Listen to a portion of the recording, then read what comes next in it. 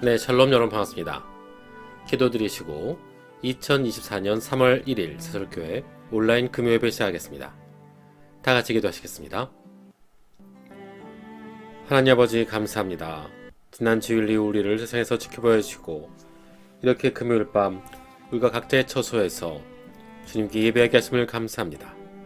주님, 이 시간 비록 우리가 각자의 처소에서 예배를 드리지만 주님 앞에 신령과 진정으로 나오는 시간이 되게 하시고 모두가 한마음 한뜻이 되어 주님 앞에 진정한 예배를 드리는 우리의 산제사가 되도록 주여 도와 주시옵소서. 주님, 이 시간 우리가 상한 심령으로 왔습니까? 회복되는 은혜의 시간 되게 하시고 우리의 삶의 문제들과 육신의 질병들이 치유받는 놀라운 이 시간이 되도록 주여 도와주옵소서. 예배의 처음 시간입니다. 마치는 시간까지 함께 하실 줄 믿사오며 예수님 이름으로 기도하옵나이다. 아멘.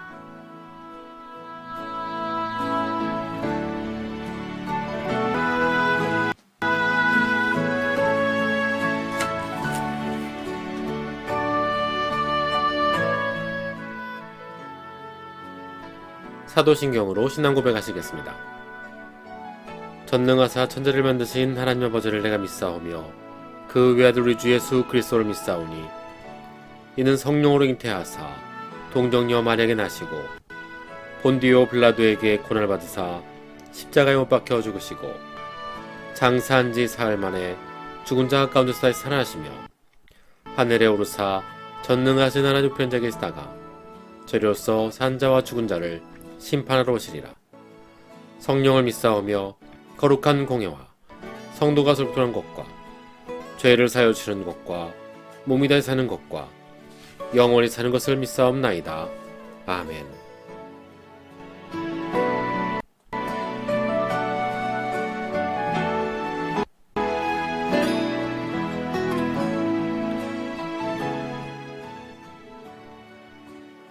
네, 오늘 금요 예배는 다니엘 기도의 말씀을 함께 듣는 것으로 대체하도록 하겠습니다. 오늘 말씀해 주실 분은 서진교 목사님으로 작은 예수 선교의 대표를 지내시고 계시고 넥스트 세대 미니스트리 주강사, 또 작은 자의 하나님, 또 예수 행복한 개론의 저자를 하셨습니다. 함께 나눌 하나님 말씀은 마태복음 25장 31절부터 40절까지 말씀입니다. 마태복음 25장 31절에서 41절까지 말씀 제가 봉독해 올리겠습니다. 인자가 자기 영광으로 모든 천사와 함께 올 때에 자기 영광의 보좌에 앉으리니 모든 민족을 그 앞에 모으고 각각 구분하기를 목자가 양과 염소를 구분하는 것 같이 하여 양은 그 오른편에 염소는 왼편에 두리라. 그때 임금이 그 오른편에 있는 자들에게 이르시되 내 아버지께 복받은 자들이여 나와 창세로부터 너희를 위하여 예비된 나라를 상속받으라. 내가 줄일 때에 너희가 먹을 것을 주었고 목마를 때에 마시게 하였고 나그네 되었을 때에 영접하였고 헐벗었을 때에 옷을 입혔고 병들었을 때에 돌보았고 옥에 갇혔을 때에 와서 보았느니라. 이에 의인들이 대답하여 이르되 주여 우리가 어느 때에 주께서 줄이신 것을 보고 음식을 대접하였으며 목마르신 것을 보고 마시게 하였나이까. 어느 때에 나그네 되신 것을 보고 영접하였으며 헐벗으신 것을 보고 옷 입혔나이까. 어느 때에 병드신 것이나 옥에 갇히신 것을 보고 가서 배웠나이까 하니 임금이 대답하여 이르시되 내가 진실로 너희에게 이르노니 너희가 여기 내 형제 중에 지극히 작은 자 하나에게 한 것이 곧 내게 한 것이니라 하시고 아멘. 이 말씀을 중심으로 내가 사랑할 예수님을 찾아라는 주제로 말씀을 전해주시겠습니다. 말씀을 통하여 은혜의 시간 되시기 바랍니다.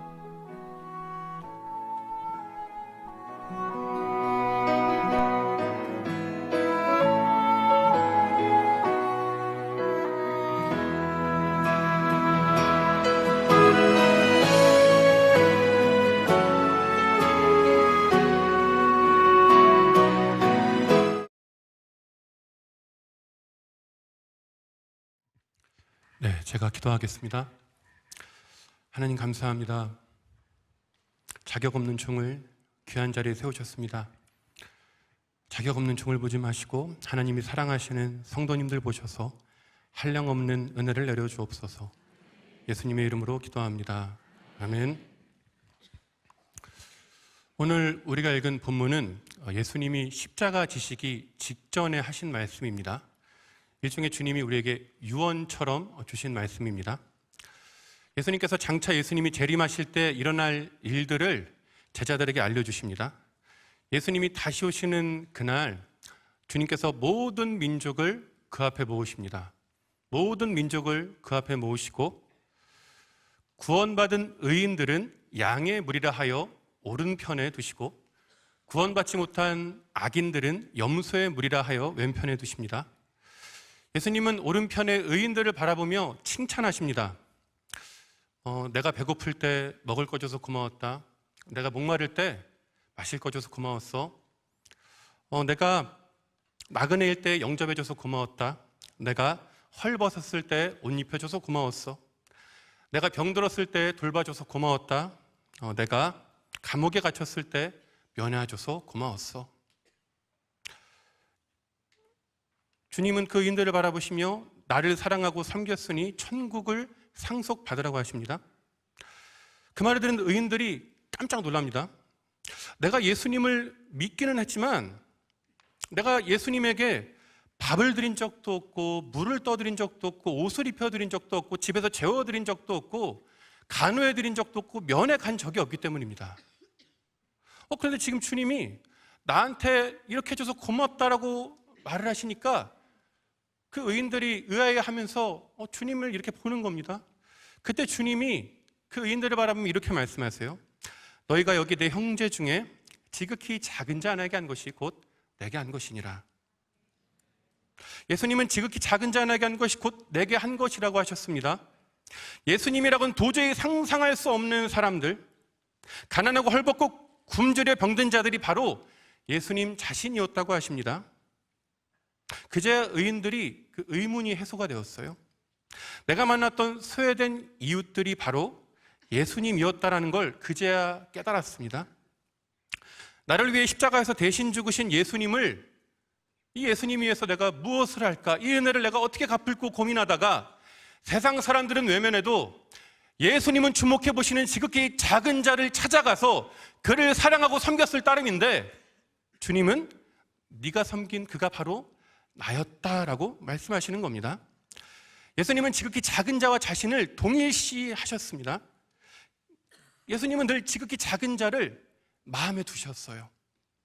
늘 지극히 작은 자들을 찾아가셨습니다.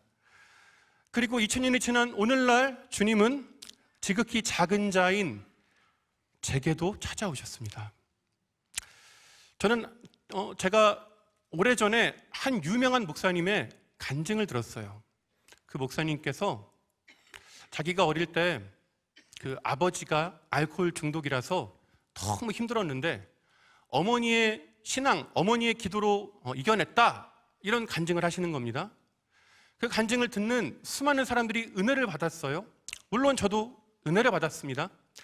그런데 저는 그 목사님이 부러웠어요. 그 목사님이 부러웠습니다. 왜냐하면 부모님 두 분 중에 한 분이라도 반듯하게 서 계신 분이 있다는 게 부러웠어요. 이 세상에 비빌 언덕이 단 한 사람이라도 있다라는 게 부러웠습니다. 저는 제가 아주 어릴 때부터 부모님이 두 분 다 알코올 의존이었습니다. 제가 기억하는 가장 어린 시절의 저는 술 취해서 길에 쓰러져 있는 엄마 아빠 찾으러 다니는 장면이 지금도 기억이 나요. 끊임없이 술을 드시고 문제를 일으키시는 아버지, 그런 남편 때문에 속이 상해서 술이 아니면 견딜 수 없는 어머니 사이에서 자랐습니다. 아버지가 일을 안 하시니까 집에 먹을 게 없었어요. 밀가루로 수제비 해먹던가 아니면은 어쩌다가 쌀을 어디서 한 포대 얻어오시면, 어르신들은 아실 거예요. 쌀이 한 4, 5년 되면 이게 곰팡이가 쓸어서 초록색으로 변합니다. 초록색으로 변해요. 그 쌀 얻으면 그거 씻어서 먹고 그랬습니다. 제 키가 193cm인데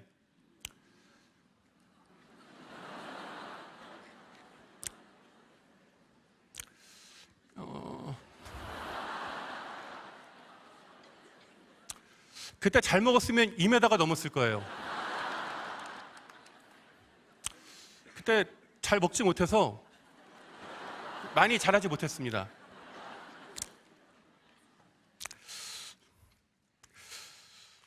어릴 때는 울기도 많이 울었던 것 같습니다. 많이 울었는데 어느 순간부터 제가 울지 않더라고요.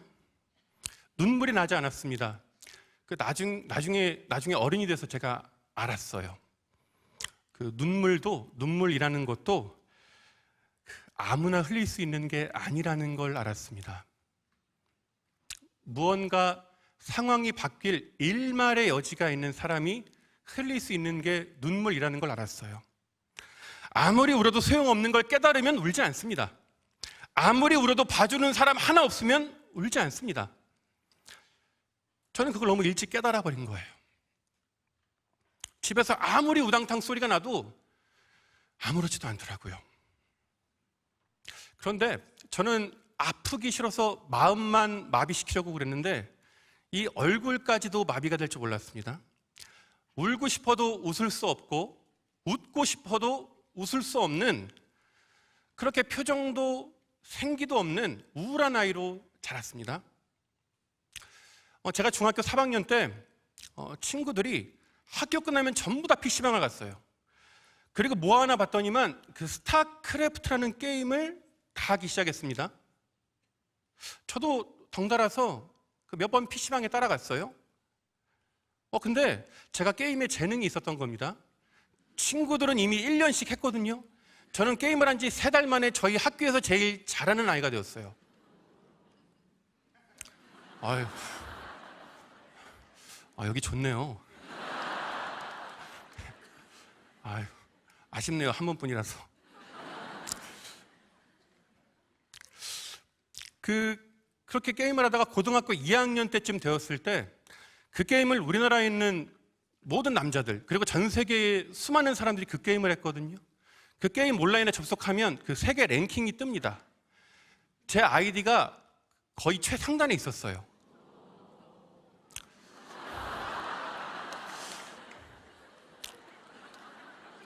최상단에 있었습니다. 그때부터 이제 서울에 있는 프로게임단에서 연락이 오는 거예요. 들어와라. 들어와서 게임해라. 제가 정말 너무 가고 싶었는데 저희 어머니께서 간곡하게 부탁하셨어요. 고등학교만 졸업하고 네가 하고 싶은 거 해라. 저희 어머니는 천사시거든요. 남편을 잘못 만나가지고 술 때문에 그렇지 저희 어머니 정말 착하신 분이거든요. 그 어머니가 부탁을 하니까 제가 거절할 수 없더라고요. 그래서 고3까지 버텼습니다. 고3이 됐어요. 몇 개월만 더 버티면 졸업입니다. 그런데 도저히 버틸 수 없는 그 상황들이 연달아 일어났어요. 그래서 제가 도저히 버틸 수가 없어서 고3에 그냥 학교를 나왔습니다. 학교가 자동 재적 처리가 되고요. 그리고 서울에 있는 프로게임단에 올라갔습니다. 지긋지긋한 이 집과 가난을 탈출하고 싶었어요. 그 게임단에서 하루에 20시간씩 게임을 했습니다. 게임단에 숙소가 있었는데 들어가지 않았어요. 그냥 게임하다가 책상에서 한 2시간 정도 엎어져 자고 하루 종일 게임만 했습니다.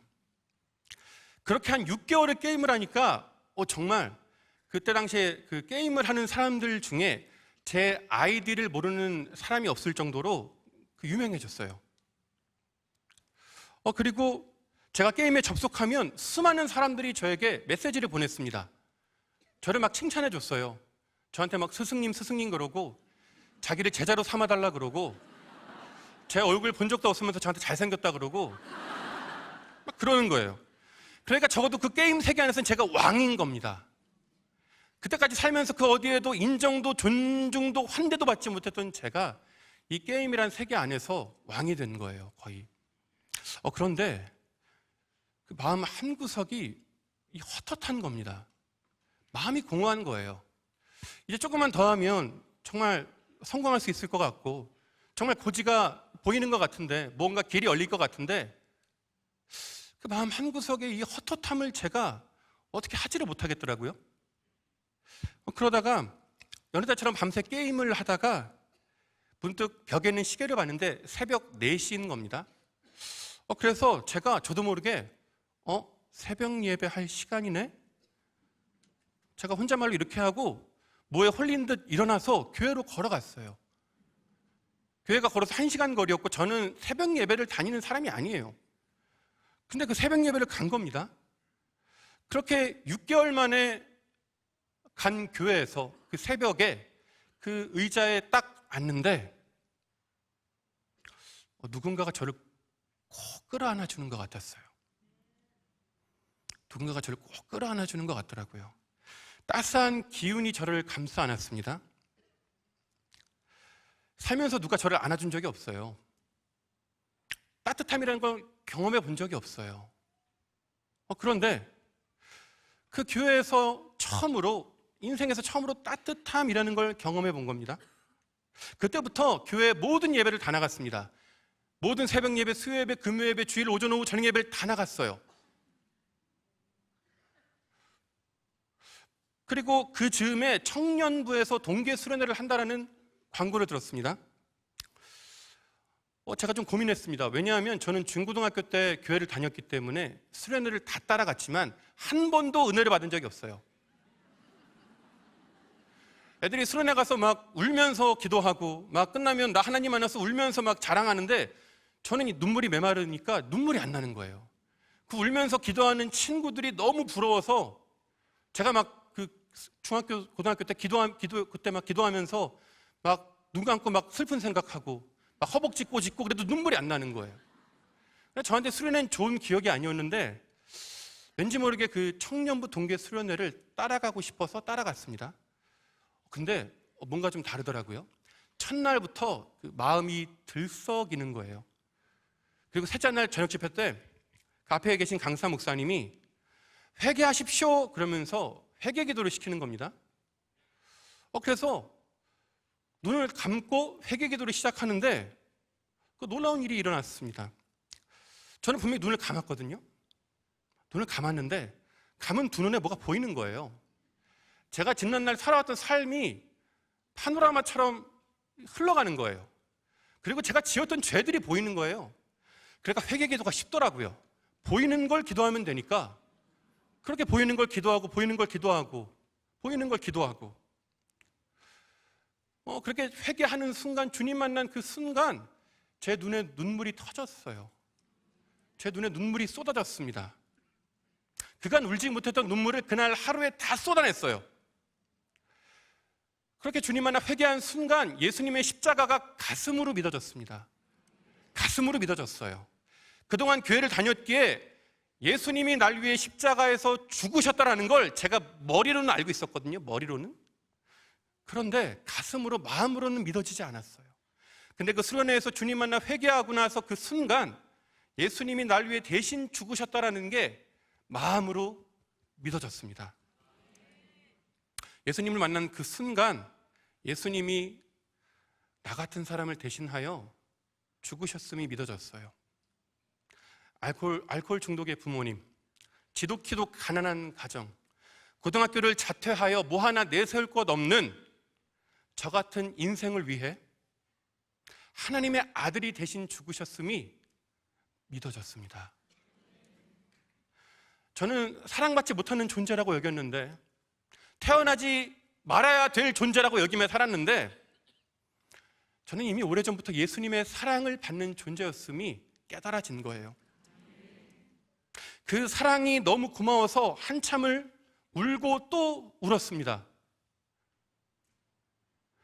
의자리가 없어 눈물 흘리지 못했던 제가, 아무리 울어도 봐주는 이가 없어서 눈물이 메말랐던 제가 마침내 예수님을 만나 눈물을 다 쏟아낸 겁니다.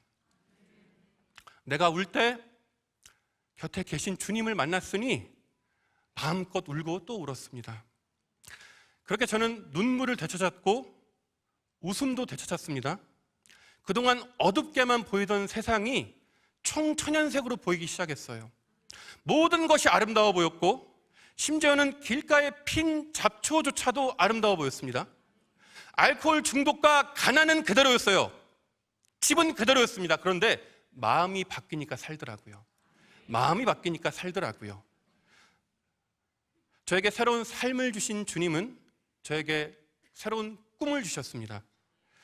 저를 주의 종의 길로 부르셨어요. 목회의 길로 부르셨습니다.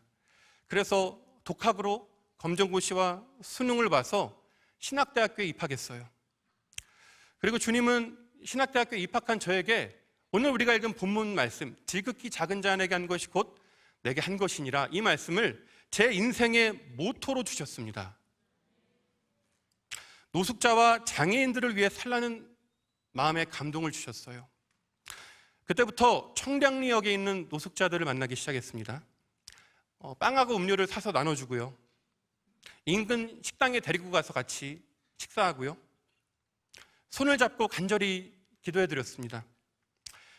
그리고 제가 다니던 신학교에서 그 장애인 봉사 동아리가 있어서 장애인 봉사 활동도 하고, 또 방학 때는 동아리하고는 별개로 장애인 캠프를 가고 소록도에 봉사를 갔습니다. 지극히 작은 자들과 함께하는 나날들이 너무 행복했어요. 제가 신학교 다닐 때 금요일마다 그 학우들과 삼각산에 올라가 철야 기도를 했습니다. 여느 때처럼 그 추운 겨울에 늦은 금요일 밤 삼각산에 올라가려고 평창동 정류장에 내렸습니다. 소복이 눈이 쌓인 거리를 걷고 있는데 저 멀리 웬 남자가 쓰러져 있는 게 보이는 거예요. 깜짝 놀라서 제가 황급히 달려가서 부축했습니다. 다행히 정신을 차리셨어요. 아저씨에게 사는 곳이 어디인지 물었습니다. 잠시 주저하던 아저씨가 이렇게 손가락으로 가리키는 거예요. 그래서 어딘가에서 보니까 그 맞은편 길 건너에 교회가 하나 있었고, 그때가 이제 금요일 밤이니까 교회 불이 켜져 있었어요. 그리고 그 교회 뒤쪽으로 이 삼각산 능선이 쭉 이어지는데, 그 교회의 지붕 높이쯤 되는 산자락에 허름한 천막이 하나 있었어요. 천막. 저는 이분이 노숙자라는 걸 알았습니다. 그래서 제가 아저씨한테 아저씨, 이렇게 추운데 이 길바닥도 안 되고 아저씨 집도 안 된다고, 여기 지금 교회 불 켜져 있잖아요. 아저씨, 교회 가보세요. 교회 가면 사람들이 도와줄 거예요. 제가 이렇게 말씀을 드렸어요. 제 말을 듣던 아저씨가 가만히 계시더니 나지막한 목소리로 뭐라 그러시냐면, 교회 가면 사람들이 싫어해서 못 가요. 교회 가면 사람들이 싫어해서 못 가요. 그 아저씨의 말을 듣는데 누군가가 망치로 제 뒤통수를 후려치는 것 같았어요. 너무 큰 충격을 받았습니다. 제가 할 수 있는 게 없어서 주머니에 있는 거 얼마 안 되는 거 아저씨 손에 쥐어드리고 아저씨 손을 잡고 간절히 기도해드렸어요. 그리고 같이 기도하려고 기다리는 그 동료들이 있으니까 아저씨한테 인사하고 같이 산으로 올라갔습니다.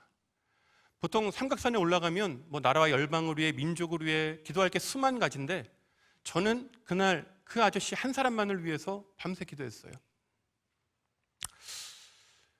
저는 그것이 그 평창동의 그 불 켜진 교회, 그 한 교회만의 문제가 아니라는 걸 알았습니다.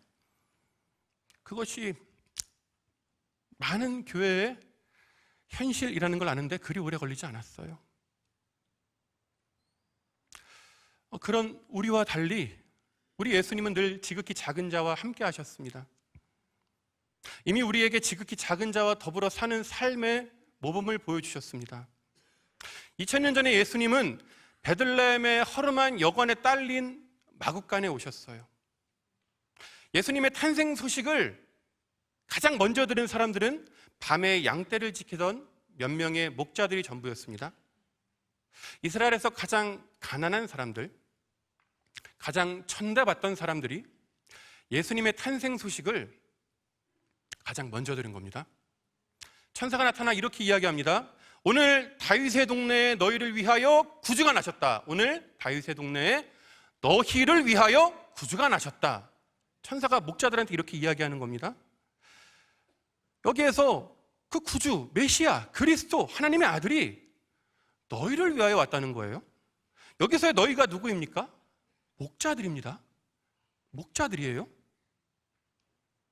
목자들을 위해, 목자들 같은 사람들을 위해 예수님이 이 땅에 오셨다라고 지금 천사가 이야기하는 겁니다. 그리고 그 목자들은 인류 역사상 가장 황홀하고 영광스러운 찬양의 장면을 목격했습니다. 갑자기 대규모 천군 천사들이 하늘을 뒤덮더니 하나님을 찬양하기 시작했어요. 하늘에서는 영광이요 땅에서는 기뻐하심을 입은 사람들 중에 평화로다. 역사상 그 누구도 보지 못했던, 아브라함도 모세도 다윗도 보지 못했던 영광스러운 장면의 유일한 목격자는 바로 목자들이었습니다. 마침내 목자들이 예수님이 계신 그 마국간에 도착했어요.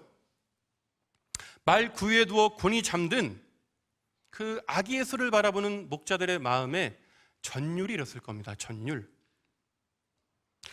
우리 민족이 그토록 오랫동안 기다렸던 메시아를 보았다는 감격으로 충만했을 거예요. 그런데 한 가지 더 감동적인 것이 있습니다.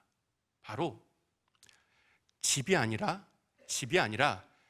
양떼들 틈에서 잠을 자는 목자인 자기들처럼 예수님이 동물들 틈에서 주무시고 계셨습니다. 나를 구원하기 위해 이 땅에 오신 예수님이 나처럼 되셔서 오시는 거예요. 그 메시아가 나와 같은 모습으로 주무시고 계신 모습, 나와 같은 모습으로 잠들어 계신 모습을 본 그 목자들의 마음에 전율이 일었을 겁니다. 만약에 예수님이 이 땅에 왕의 아들이나 귀족의 아들로 왔다면 목자들이 알았어도 못 가요. 알아도 못 갑니다. 불편해요. 못 갑니다. 알아도 못 가요. 그러니까 예수님이 불편해하지 말라고 처음부터 그들과 똑같은 모습으로 오신 거예요. 우리 예수님께서 마국간에서 태어나신 것은 철저하게 의도된 것이었습니다. 여관에 방이 없다고 예수님이 못 들어간다? 이거는 말이 안 되는 이야기입니다. 예수님은 하나님의 아들이십니다. 하나님이십니다. 말씀 하나로 세상을 지으신 분이세요. 이 예수님이 여관에 방 하나 내는 거 일도 아닙니다. 말씀 한마디면 여관을 뚝딱 지으세요. 그런데 예수님이 그렇게 하지 않으셨습니다. 그냥 굳이 마국간으로 오셨습니다. 여관에 딸린 마국간에 오셨어요. 바로 목자들 때문이었습니다. 목자들 때문이었어요. 만약에 예수님이 여관 안에서 태어나셨다면 목자들이 곤란했을 겁니다. 여관에 들어가려면 뭐가 필요합니까? 돈이 필요합니다. 이스라엘에서 가장 가난한 목자들은 돈이 없어요. 돈이 없습니다. 설령 목자들이 여관에 들어가고 싶어도 여관 안에 들어가려고 하면 주인의 제지를 당합니다. 쫓겨나요. 니까지 게 뭔데 여길 들어오냐며 면박을 받고 쫓겨납니다. 만약에 지금 저기에서 예배당 뒷문을 열고 노숙자가 들어옵니다. 그러면 우리는 딱 보면 알아요. 노숙자네? 이때 당시에 모든 사람들은 딱 보면 압니다. 목자네? 이 목자가 할 일 없이 왜 남의 여관에 와가지고 기웃거리냐 그럴 거예요. 그래서 예수님이 마국간에 오신 겁니다. 그래서 예수님이 동물 우리에 오신 거예요. 무릇 사람이라면 누구라도 드나들 수 있는 동물 우리에 오신 겁니다. 목자들을 만나주시려 처음부터 마국간에 오신 겁니다. 돈이 없어도, 자격이 없어도, 건강하지 못해도, 죄가 많아도 누구라도 찾아오라고 처음부터 가장 낮은 데로 오신 거예요. 목자들이 예수님을 먼저 찾아간 게 아닙니다. 예수님이 먼저 목자들을 찾아가신 거예요. 예수님은 우리를 위해 우리에 오셨습니다. 예수님이 30세가 되던 해에 공생애를 시작하셨습니다. 수만 명의 사람들이 예수님을 따랐습니다.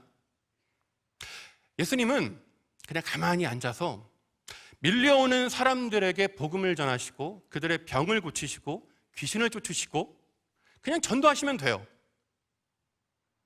그냥 앉아 계셔도 알아서 오기 때문에, 끊임없이 밀려오기 때문에 주님은 그냥 앉아 계시면 됩니다. 근데 우리 주님 어떻게 하십니까? 항상 돌아다니시죠. 그 수많은 사람들 가르치시다가 항상 일어나서 어디론가 가십니다. 그리고 그 종착지는 항상 낮은 데예요. 항상 지극히 작은 자가 있는 곳이에요. 아무도 찾지 않는, 아무도 거들떠보지 않는 지극히 작은 자를 찾아가셨습니다. 사람들의 따가운 눈총을 피해 숨어있는 지극히 작은 자를 기어이 찾아내셨어요. 그를 구원하셨습니다. 예수님은 십자가를 질 때가 가까이 온 줄 아셨습니다. 십자가 지시기 직전에 제자들을 다 모으세요. 그리고 제자들을 바라보시며 이렇게 말씀하십니다. 내 기쁨이 너희 안에 있어 너희 기쁨이 충만하길 원한다. 주님이 이제 곧 십자가 지실 걸 아시거든요. 이제 곧 죽으실 걸 아세요. 그런데 기쁘다고 하신 거예요. 얼마나 기쁘시면 내 기쁨을 너희들도 가졌으면 좋겠다, 이렇게 말씀하시는 겁니다. 예수님은 그 말씀을 마치시고 겟세마네 동산에 올라가셨습니다. 땀방울에서 핏방울이 날 정도로 간절히 3번 기도하셨습니다. 심한 통곡과 눈물로 간구하셨습니다. 3번이나 같은 기도를 반복하세요. 기도의 제목은 하나였습니다. 이 잔을 내게서 옮겨 주옵소서. 예수님은 십자가 지는 걸 피할 수만 있으면 피하게 해달라고 간구하셨습니다. 예수님은 공생애 중에 단 한 번도 자신의 필요를 놓고 기도한 적 없으세요. 단 한 번도 예수님은 당신께서 필요한 걸 달라고 기도한 적이 없으세요. 그런데 처음이자 마지막으로 겟세마네 동산에서 자신께 필요한 걸 기도하신 겁니다. 이 잔을 내게서 옮겨주옵소서. 예수님에게는 결코 십자가가 쉽지도 가볍지도 않은 것이었습니다. 무거운 것이었어요. 고통스러운 것이었어요. 그럼에도 예수님은 십자가를 향해 스스로 걸어가셨습니다. 십자가의 무거움보다 우리를 향한 사랑이 더 무거웠기 때문입니다. 십자가의 고통보다 우리를 구원하시는 기쁨이 더 컸기 때문입니다. 예수님은 기쁨으로 십자가를 지셨습니다. 자녀를 키우다 보면 이러한 예수님의 기쁨을 우리가 헤아려 볼 수 있습니다. 자식을 키우다 보면 당연히 병원에 가게 됩니다. 어떤 날은 아이가 많이 아파서 오랫동안 병원에 있기도 합니다. 아이가 주사를 맞거나 힘든 치료를 받을 때 그 모습을 바라보는 부모의 심정은 다 똑같습니다. 내가 대신 저 주사 맞아서 내 자식이 나을 수 있다면 내가 100번, 1000번이라도 대신 맞을 텐데, 내가 내 새끼의 고통을 대신 가져와 당할 수 있다면 1000번, 10,000번이라도 아플 텐데 하는 게 모든 부모의 심정입니다. 그런데 부모가 아무리 자식을 사랑해도 안 돼요. 안 됩니다. 대신 주사를 맞아줄 수도, 대신 아파할 수도 없습니다. 그런데 우리 예수님에겐 그게 가능하셨어요. 우리 대신 주사를 맞아줄 수 있으셨어요. 우리 대신 고통을 당할 수 있으셨어요. 우리 대신 죽어서 우리를 살릴 수 있으셨어요. 우리 대신 죽어서 우리를 구원할 수 있으셨어요. 그래서 주님이 기뻐하신 겁니다. 기쁨으로 십자가를 지신 거예요. 그러한 예수님을 이사야 선지자가 이렇게 예언했습니다. 예수님이 채찍에 맞음으로 우리가 평화를 누리고, 예수님이 징계를 받음으로 우리가 나음을 입었도다. 예수님이 징계를 받음으로 우리가 평화를 누리고, 예수님의 채찍에 맞음으로 우리가 나음을 입었다라고 이사야가 이미 예언을 한 거예요. 그래서 예수님이 기뻐하신 거예요. 당신께서 죽는 길이라 할지라도 우리를 살릴 수 있는 길이기에 이 땅에 내려오셨습니다. 십자가에서 온몸이 찢긴다 할지라도 우리를 구원할 수 있는 길이기에, 우리를 살릴 수 있는 길이기에 이 땅에 내려오셨어요. 주님은 처음부터 죽는 길인 줄 아셨음에도 불구하고 기쁨으로 이 땅에 오셨습니다. 예수님이 오실 때 천사들이 찬양했어요. 하늘에는 영광이요 땅에서는 기뻐하심을 입은 사람들 중에 평화로다. 예수님은 기뻐하심을 입은 우리를 위해 기쁨으로 십자가를 지셨습니다. 당신께서 고통당함으로 우리가 살 걸 아셨기 때문에 그 기쁨을 이기지 못하여 내가 기쁘다고 하시는 거고, 그 기쁨으로 십자가를 향해 스스로 걸어가시어 그 십자가에서 우리를 대신하여 죽으신 거예요. 예수님이 십자가 지실 때 양옆에 강도가 함께 달립니다. 그들은 무슨 큰 강도를 했는지 사형수였어요. 십자가에 달리신 예수님의 앞에서는 대제사장들과 군중들이, 양옆에서는 강도들이 예수님을 욕하고 저주했습니다. 예수님은 십자가 위에서 처음으로 입을 열어 말씀하십니다. 아버지, 저들이 지금 무슨 일을 하는지 모르고 그러는 거니 용서해 주세요. 모르고 그러는 거니 용서해 주세요. 간구하십니다. 성부 하나님은 하나뿐인 아들의 기도에 즉각 응답해 주세요. 강도 중에 한 사람이 갑자기 태도를 바꿔요. 갑자기. 방금 전까지만 해도 함께 예수님을 욕하던 강도가 오히려 맞은편에, 상대편에 있는 강도를 꾸짖습니다. 너나 나나 우리는 우리가 지은 죄 때문에 사형을 당하지만 이 예수는 아무런 죄가 없다. 그러면서 예수님을 바라보며, 주님, 당신의 나라에 임하실 때 나를 기억하소서.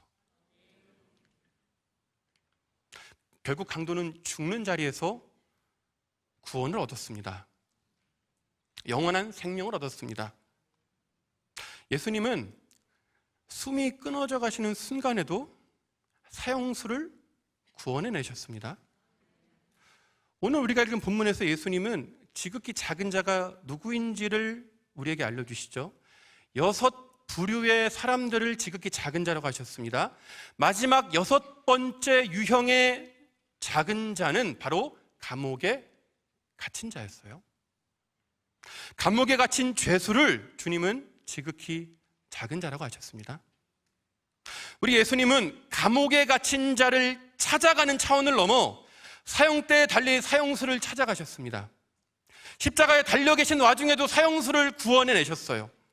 십자가 위에서까지 지극히 작은 자를 찾아가셨습니다.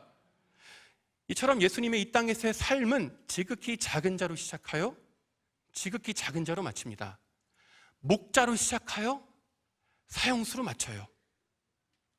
이것이 예수님께서 이 땅에서 살아내셨던 공생애의 삶이시고 우리에게 보여주신 삶의 모범인 겁니다.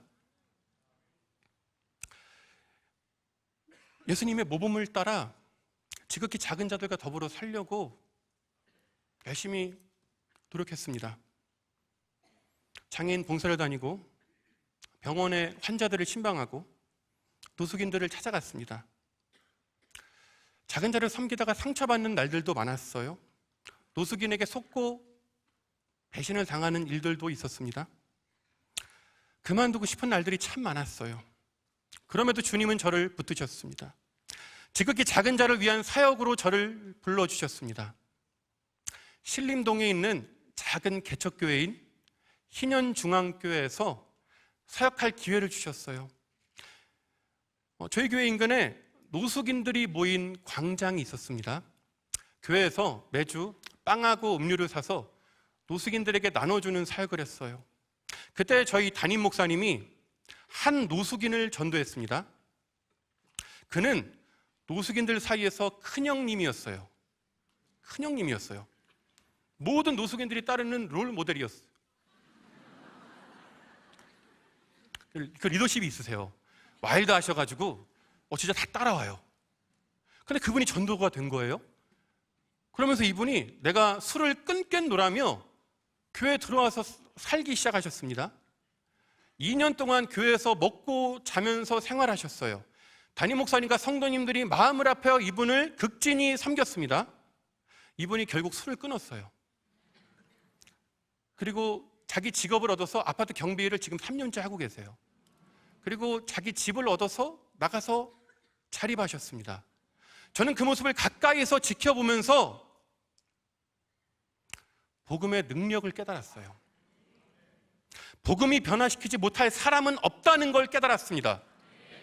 가장 낮은 데에 있는 사람일지라도 살면서 받은 무수한 상처로 인해 수많은 가시를 지니고 있는 사람이라고 할지라도 복음은 그 사람을 변화시켰습니다. 복음은 모든 사람을 변화시키는 능력임을 깨달았어요. 노숙인의 변화에 주변에 있는 다른 노숙자들이 난리가 났습니다. 정말 그 형님이 술을 끊었어? 진짜? 그러면서 이분들이 교회를 찾아오기 시작했어요. 노숙인들이 교회로 오는 건 좋습니다. 좋아요. 근데 문제는 다 술이 취해서 옵니다. 예배 시간마다 곤욕을 치를 때가 많아요. 제가 앞에서 찬양 인도하고 있으면 화음을 넣으세요. 트로트로. 앞에서 담임 목사님 설교하고 계시면 갑자기 교회 바닥이 더럽다면서 마대걸레 들고 막 교회를 닦습니다. 정신이 없는 거예요. 그런데 이 노숙인들이 어떤 일을 해도 저희는 쫓아내지 않아요. 왜냐하면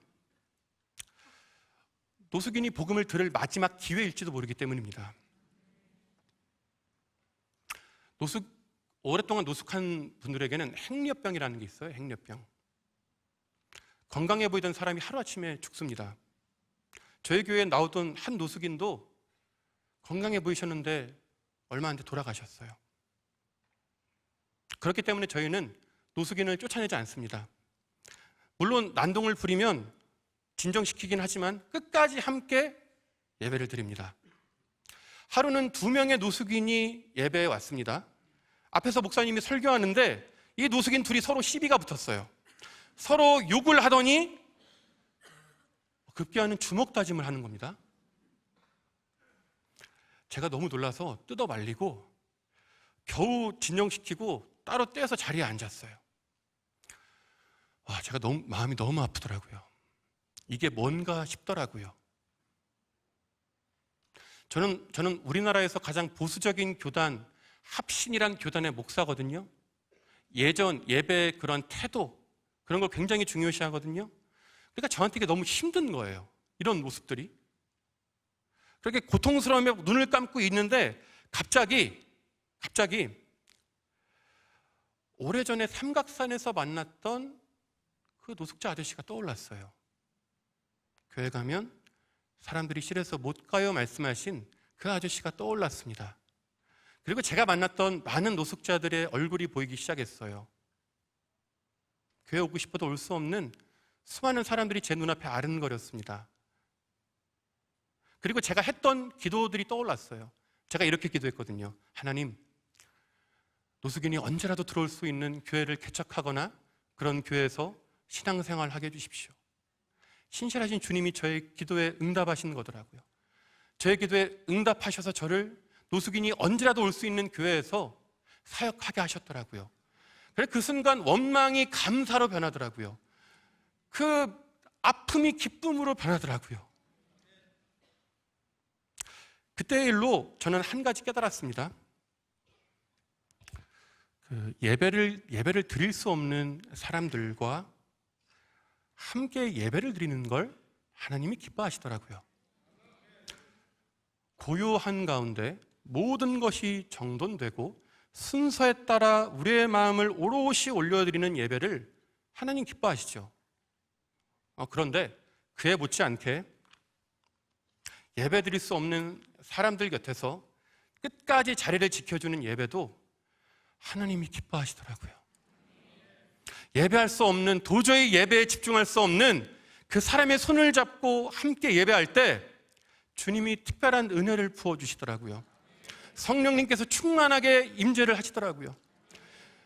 우리의 그런 모습을 바라보시고 기뻐하시는 그 주님이 너무 믿어지더라고요. 잘했다 칭찬하시는 주님, 더욱 큰 은혜를 내려주시는 주님을 참 많이 만났습니다. 신실하신 하나님은 저를 장애인 사역으로도 인도하셨습니다. 장애인의 자립을 돕는 굿윌 스토어에서 사역하게 하셨어요. 굿윌 스토어는 아름다운 가게처럼 사람들이 기증한 물품을 판매합니다. 한 가지 차이가 있다면 직원이 장애인이라는 게 달라요. 장애인이 직접 물건을 관리하고 판매하는 일을 합니다. 일을 하여 월급을 받아 자립을 하는 거예요. 장애인 직원들과 함께 일하고 그들의 자립을 돕는 일이 저는 너무 행복했어요. 장애인들이 일을 하여서 삶의 가치를 발견하고 월급 받았다고 저축하고 엄마 아빠 외식도 시켜드리고 생신이라고 생신 선물도 사드리고 자기가 좋아하는 일을 하는, 그래서 얼굴이 해맑은 장애인 직원들을 보는 게 저는 너무 좋더라고요. 장애인 직원들과 함께 웃고 떠들며 행복한 나날을 지냈습니다. 3년 전이었습니다. 제가 장애인 자립사역을 한창 할 때였어요. 저한테 딸이 하나 있습니다. 당시 딸아이가 3살이었는데 그때 저희 딸아이가 뇌전증과 발달 장애 진단을 받아요. 그리고 지난달에는 자폐아 진단을 받았습니다. 제가 장애인 사역의 사명으로 부름받았는데 이해 당사자가 된 거예요. 제가 이해 당사자가 된 거예요. 며칠 동안 힘들었습니다. 제가 하나님한테 혼잣말로 이렇게 얘기했어요. 내 원가족도, 그러니까 제가 엄마 아빠랑 살던 내 원가족도 그렇게 힘들었는데 또 그러시네. 여기서 웃으시면 안 돼요. 아니, 웃으셔도 돼요. 또 그러시네. 왜 나한테만 그러시지? 왜 나한테만 그러시지? 제가 잠깐 이럴 때도 있었습니다. 그런데 며칠 만에 금방 괜찮아졌어요. 왜냐하면 아이가 너무 예쁘고 사랑스럽기 때문입니다. 제 딸을 보며 장애아를 자녀로 둔 부모는 자기 자식을 장애인으로 보지 않는다는 걸 알았어요. 자식이 장애가 있다는 걸 부정하는 게 아니에요. 내 아이는 장애인이 아니에요, 이런 게 아니에요. 아이가 장애가 있어도 여러분이 자식 보듯이 저희한테 똑같이 사랑스럽고 보배롭고 존귀하고 세상 그 누구와도 바꿀 수 없는 그런 사람으로 저희한테 보이는 거예요. 그러니까 괜찮더라고요. 근데 다만 한 가지 걱정되는 게 있었습니다. 사회적 편견이에요. 아이가 자라고 나서 맞이할 세상이 염려되었습니다. 아이가 받을 사람들의 따가운 눈총이 벌써부터 두렵더라고요. 장애아를 둔 부모들 사이에 떠도는 말이 하나 있습니다. 아이의 고등학교 졸업식은 사형 선고 날이다. 아이가 고등학교 졸업하는 날이 그 부모에겐 사형 선고 날이라는 거예요. 고등학교 때까지는 학교에서 맡아주고 돌봐주고 이런저런 활동도 했지만 졸업 후에는 모든 것이 사라지기 때문입니다. 갈 데가 없어요. 더 이상 갈 데가 없어요. 일을 하고 싶어도 일을 하기가 어렵고 설령 직장을 잡는다고 해도 비장애인들의 무시와 폭언으로 오래 못합니다. 밖에 나가면 사람들이 싫어하는 걸 또 알아요. 발달장애인들 모르는 것 같죠? 알아요. 만날 친구도 없고 그러니까 집에 있는 겁니다. 맨날 집에만 있는 거예요. 불 꺼진 방에 누워있는 자기 자식 챙기는 게 어머님들의 일생의 사명이 되어버리는 거예요. 그래서 어머님들이 늘 입버릇처럼 하는 말이 있으세요? 진짜로 날마다 쉬지 않고 기도하는 기도 제목이 있습니다. 하나님, 내 아이보다 딱 하루만 늦게 죽게 해주세요. 아이보다 하루라도 더 살게 해달라고 날마다 간구하십니다. 아이의 삶을 평생 책임지고 죽는 것이 소원이 되어버린 겁니다. 그런데 아이가 자립할 수 있다면, 스스로의 힘으로 살아갈 수 있다면 부모의 마음에 진 응어리가 풀려요. 한이 풀립니다. 저는 그 모습을 많이 보았습니다. 마음에 한이 풀린 어머님들을 참 많이 만났어요. 제가 구딜스토어에 있을 때 무슨 행사가 있으면 그 직원들 어머님들이 오세요. 그 어머님들이 저희 손잡고 고맙다 그러세요. 너무 감사해요. 혼자 외출도 못하던 애가 혼자 출퇴근을 하고 어디 뭐 콘서트, 축구장 경기 구경 가고 친구 생겼다고 나가고 맨날 출퇴근하는 모습을 볼 거라고 상상도 못했는데 정말 감사해요 하고 제 손을 잡고, 저희들이 손을 잡고 그렇게 감사하다고 하십니다.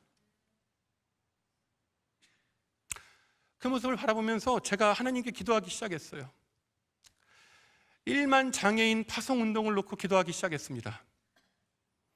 우리나라에 있는 교회가 장애인에 대한 사회적 편견을 해소하는 일에 동참해 주길 오랫동안 기도하고 있습니다.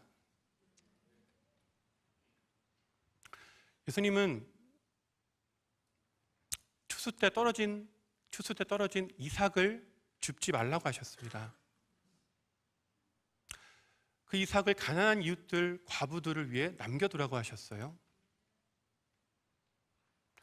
그리고 그 말씀은 오늘날에도 동일하게 적용됩니다. 여러분들이 사용하지 않는 물건, 여러분들의 그 잉여 자원들을 그 장애인이 일하는 그 일터들에 기증을 하거나 후원을 하거나 찾아갈 때 그들의 사역이 성장할수록 더 많은 장애인들이 고용되는 겁니다.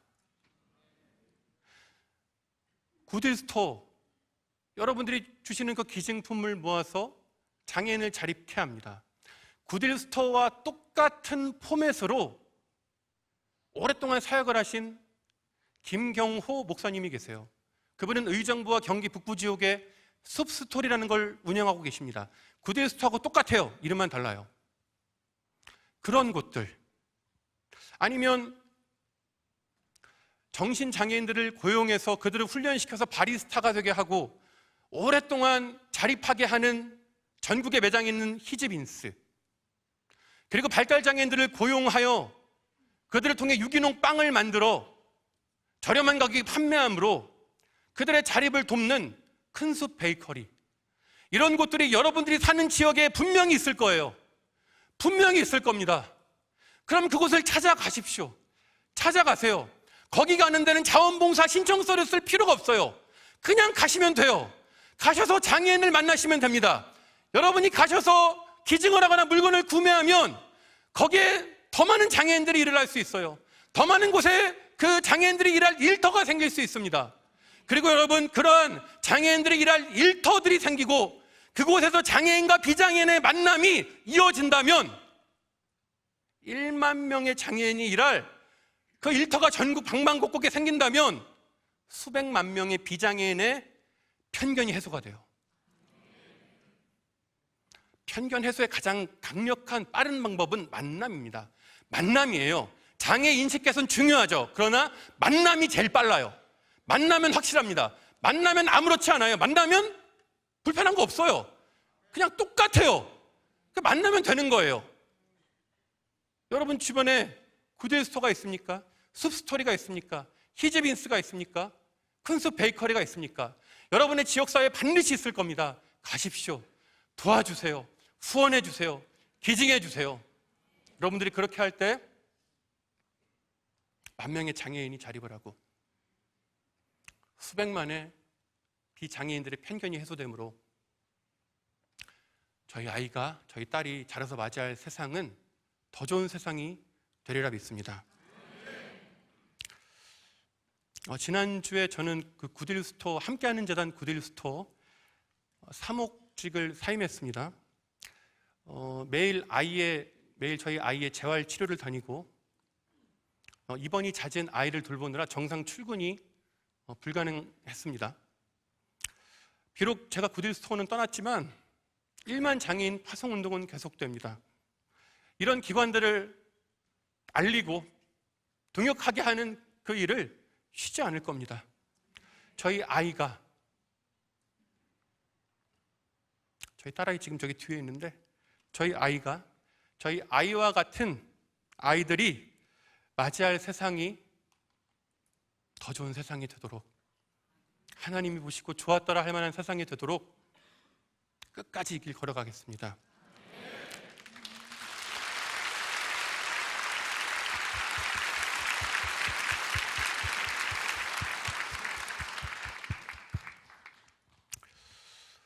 말씀의 결론입니다. 제 아내하고 연애할 적에 아내가 가난한 저를 참 살들이 챙겼어요. 옷도 사서 입히고 신발도 사서 신기고, 제가 그때 몸이 안 좋아서 식은땀을 비 오도 틀리고 길 가다가 픽 하고 쓰러졌는데, 그런 제가 걱정돼서 그때 그 여자친구, 지금 아내가 저를 만날 때마다 그 논현역에 있는 정관장 매장에 끌고 들어가서 홍삼 진액 한 병에 30만 원짜리를 만날 때마다 사줬어요. 집에다 쌓아두고 먹었습니다. 티스푼이 아니라 숟가락으로 퍼먹었어요. 그래서 제가 지금 살아있는 거예요. 하루는 그 추운 겨울이었는데 아내가 목도리를 사왔어요. 목도리가 너무 좋아 보였는데, 목도리가 더 좋아 보인 이유는 목도리가 길었어요. 저는 키가 커서 목도리든 넥타이든 짧아요. 근데 아내가 엄청 긴 걸 가져온 겁니다. 그래서 아내가 제 목에 감아주면서 이렇게 이야기하는 거예요. 이거 백화점에서 한정판으로 나오는 거야. 구하기 어려워. 잘 메고 다녀야 돼. 그런데 한 가지 부탁이 있어. 다른 건 다 괜찮은데 이것 하나만큼은 노숙자에게 주지 않았으면 좋겠어. 저한테 부탁하는 거예요. 그래서 제가 알겠다고 고개를 끄덕였습니다. 그리고 한 2주 정도 잘 메고 다녔어요. 그 하루는 그 아내를 만나려고 이른 아침에 그 논현역에서 내렸습니다. 추운 겨울이었는데, 추운 겨울 그 새벽 좀 넘은 시간에 저 멀리서 노숙인이 걸어오는 게 보였어요. 순간 제가 움찔했습니다. 이거 안 되는데, 이거 벗어지면 큰일 나는데, 이번엔 날 진짜 죽일지 모르는데. 근데 제가 이미 가고 있었어요. 딱 가서 보니까 백발이 성성한 어르신이 굉장히 마르셨고 얇은 회색 점퍼 걸치고 떨고 계셨어요. 그래서 제가 목도리를 벗어서 그분 목에 감아드렸습니다. 그분이 저를 한번 쓱 올려다보시고 가볍게 목례를 하시고 뒤돌아서 가셨어요. 제가 그 모습을 한참 바라봤습니다. 우두커니 서서 그 모습을 한참 바라봤어요. 목도리가 아까워서 바라본 게 아닙니다. 왠지 저한테 찾아온 저 노숙인이 예수님처럼 보였기 때문입니다. 예수님처럼 보여서 제가 넉나간 사람처럼 시야에서 사라질 때까지 한참을 바라봤어요. 예전에는 지극히 작은 자에게 한 것이 곧 내게 한 것이라, 이 말씀이 전적으로 지극히 작은 자를 위한 것이라 여겼습니다. 예수님이 이제 곧 십자가 지시고 부활하시고 승천하시니 제자들에게 작은 자들을 맡기신 것으로만 알았어요. 제가 주님 말씀 따라 지극히 작은 자들과 더불어 살려고 애쓰면서 어느 날 이 말씀이 저한테 새롭게 다가왔습니다. 지극히 작은 자에게 한 것이 곧 내게 한 것이니라, 이 말씀이 제자들을 위한 말씀이라는 걸 알았어요. 십자가 지시고 부활하시고 승천하실 예수님을 그리워할 제자들에게 예수님을 만나는 방법을 알려주신 겁니다. 주의 길을 가다가 곤고하고 그 마음이 무너져 죽게 되었을 때 예수님께 찾아오는 길을 알려주신 거예요. 예수님이 내가 보고 싶으면 저 하늘이 아니라 낮은 데를 보면 돼. 내가 보고 싶으면 낮은 데 지극히 작은 자들을 찾아가면 돼. 그러면 그들 사이에서 그들과 같은 모습으로 함께하고 있는 나를 만날 수 있을 거야 말씀해 주시는 줄 알았습니다.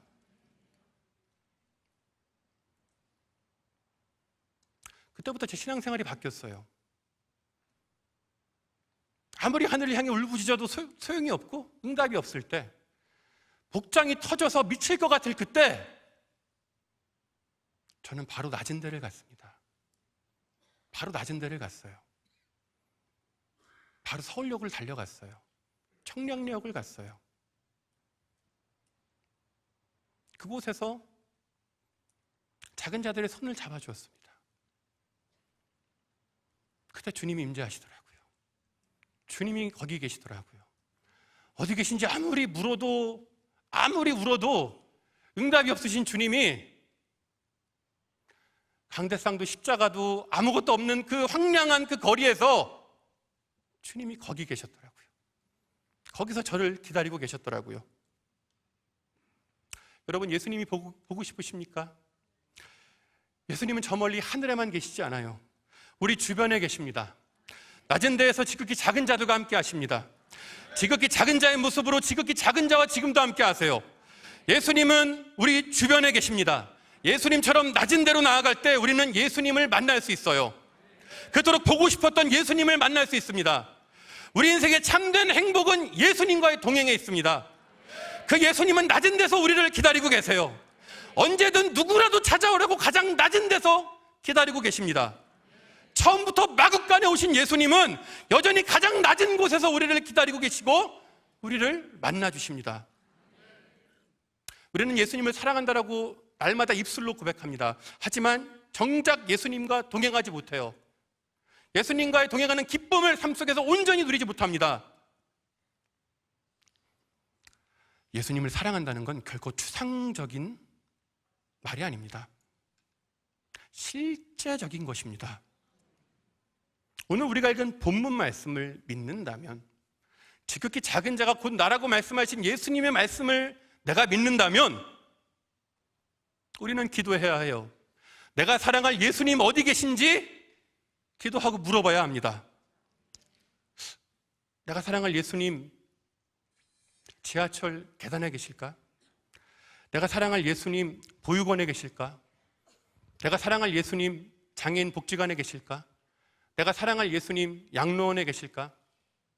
내가 사랑할 예수님 마석 가구공단에 계실까?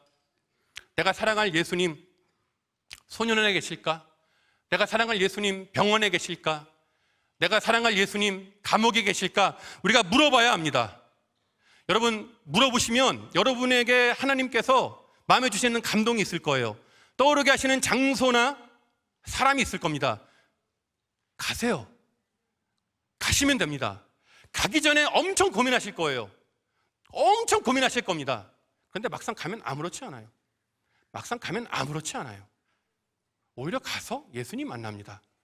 오히려 가서 예수님의 손을 잡아요. 그곳에서 예수님의 임재를 느낍니다. 예수님과 동행하는 삶의 기쁨을 비로소 누릴 수 있습니다. 주님 다시 오시는 그날 우리는 주님 앞에 설 겁니다.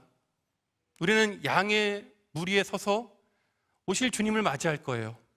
그때 주님 우리에게 고맙다고 하실 겁니다. 고맙다고 하실 거예요. 아무개야 참 고마웠다. 나 배고플 때 먹을 거 줘서 고마웠다. 나 목마를 때 마실 거 줘서 고마웠어. 나 집이 없을 때 돌봐줘서 고마웠다. 나 추울 때 입던 옷 벗어줘서 고마웠어. 나 아플 때 간호해줘서 고마웠다. 나 갇혔을 때 면회해줘서 고마웠어. 주님은 우리 손을 잡고 천국으로 우리를 인도해 가실 거예요. 우리는 천국에서 주님과 영원히 살 겁니다. 영원한 이야기를 나눌 거예요. 그날에 우리는 주님과 이 땅에서 나눈 추억을 이야기할 겁니다. 예수님, 저 정말 예수님인 줄 몰랐어요. 제가 드린 작은 거 받아주셔서 감사해요. 그대 진짜 고마웠다. 너 겨울잠바 그거 딱 하나 남은 거 내가 아는데 그거 벗어줘서 고마웠다. 네 덕분에 따뜻했어. 주님 제가 감사해요. 그때 잠만을 벗어드렸지만 주님이 저 안아주셨잖아요. 주님이 저 안아주셨잖아요. 그래서 하나도 안 추웠어요. 주님 감사해요. 우리는 낮은 데서 예수님을 사랑했던 이야기들을 나눌 겁니다. 지극히 작은 자의 모습으로 함께 하신 예수님과 나눈 사랑 이야기를 영원히 나눌 거예요. 때문에 우리는 지금 당장 가야 합니다. 지금 당장 낮은 데로 가야 돼요. 그곳에서 예수님을 만나야 합니다. 예수님과 추억을 쌓아야 돼요. 저 천국에서 영원히 나눌 이야기를 지금부터 만들어 가야 합니다. 저 천국의 기쁨을 이 땅에서 시작해야 돼요. 낮은 데서 지극히 작은 자와 함께 하시는 예수님과의 동행을 시작해야 합니다. 지금 당장 낮은 데로 달려가심으로, 예수님과 동행하심으로 이 땅에서 천국을 사시는 저 참여교회 성도님들 되시길 예수님의 이름으로 축원합니다. 제가 잠깐 기도하겠습니다. 하나님 감사합니다. 나를 구원해 주신 은혜에 감사하여 내가 받은 은혜를 이 어찌 갚을까 고민하여 내가 그저 작은 자를 작게 적게 섬겼을 따름인데 주님 고맙다고 하시니 감사합니다. 주님 받아주시니 감사합니다. 주님 여전히 낮은 데서 우리를 기다려주시니 감사합니다. 주님 우리에게 찾아올 길을 알려주시니 감사합니다. 주님 우리가 그 길로 달려가겠습니다. 이미 우리를 기다리신 예수님께 나아가겠습니다. 그곳에서 저 천국의 영원한 이야기의 추억을 만들어 가겠습니다. 주님 우리의 발걸음을 복되게 하시고 지금부터 영원히 동행하여 주옵소서. 예수님의 이름으로 기도합니다. 아멘.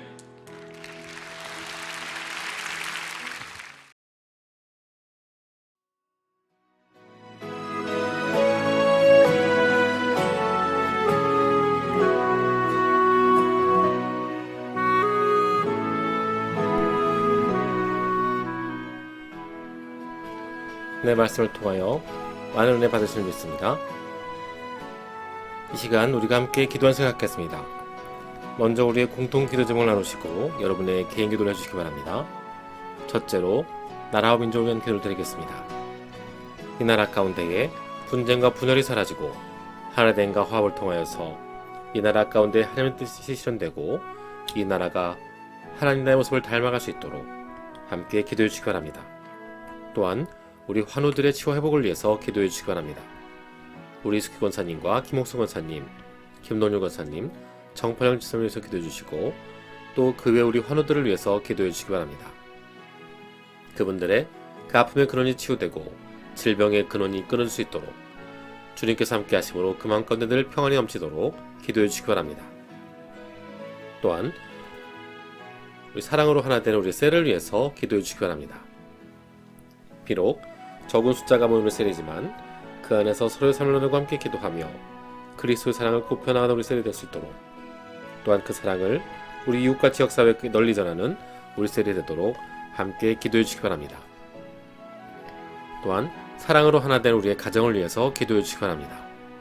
우리 가정 가운데 주님께서 함께 하심으로 늘 은혜와 평화가 넘치며 서로 사랑이 넘치는 우리 가정이 될 수 있도록 서로 섬기며 아껴주는 가족 구성원이 되도록 함께 기도해 주시기 바랍니다.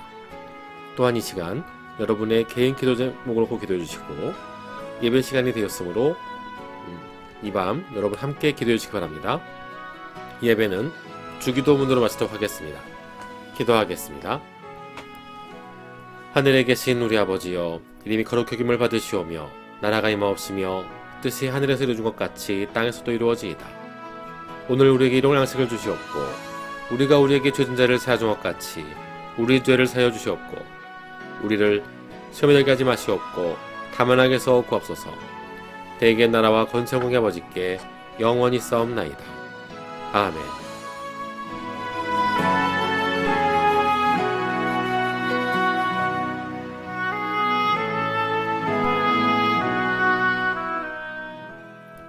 함께 하신 여러분 감사합니다. 주님의 은혜와 축복과 사랑이 가득한 이 밤 되시기를 예수님 이름으로 축원합니다. 감사합니다.